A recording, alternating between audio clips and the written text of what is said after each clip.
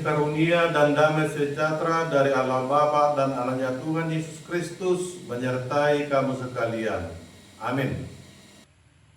Shalom, selamat pagi saudaraku yang dikasihi Tuhan kita Yesus Kristus.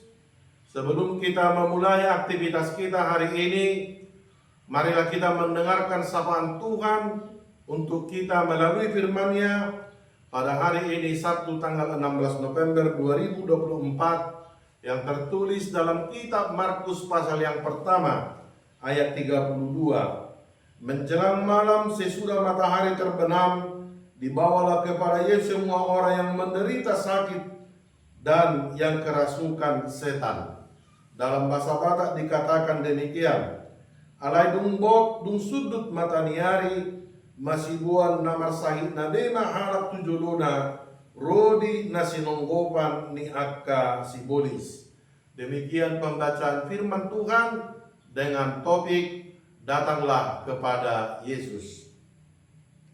Saudaraku yang dikasihi Tuhan kita Yesus Kristus, dalam perikop nats renungan hari ini menceritakan tentang pelayanan kesembuhan yang dilakukan Yesus di masa awal pelayanannya. Yesus menyembuhkan banyak orang pada saat itu. Peristiwa kesembuhan di rumah ibadat mengusir roh jahat, menyebabkan orang-orang berkerumun mencarinya.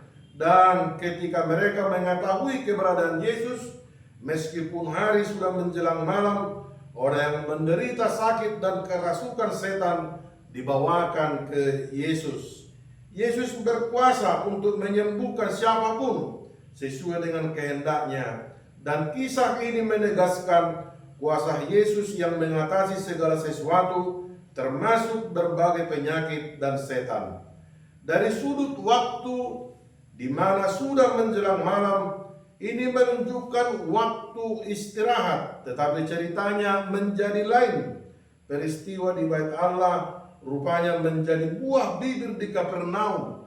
Akibatnya, menjelang malam seluruh penduduk kota berkerumun di depan pintu rumah Simon dan Andreas. Mereka membawa orang-orang yang sakit dan kerasukan setan.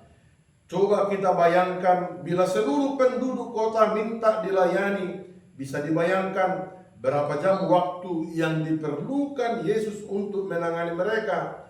Penyembuhan yang Yesus lakukan lahir dari belas kasih terhadap mereka yang menderita. Ia mengusir setan karena setan tidak berhak mendominasi hidup manusia atau membuat manusia menderita.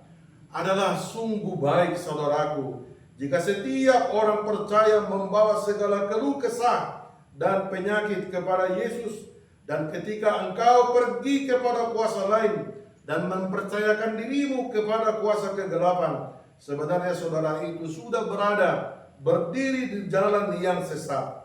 Boan ma tu Yesus sudah akasait mi asa malum pakira amu ido nata hati dakon songon nani dok di buku ede nomor 452 ayat 7. Nah hasit na di rohaki dibuat Tuhan Yesus atong hamu dongaki hatokma roh tu Yesus.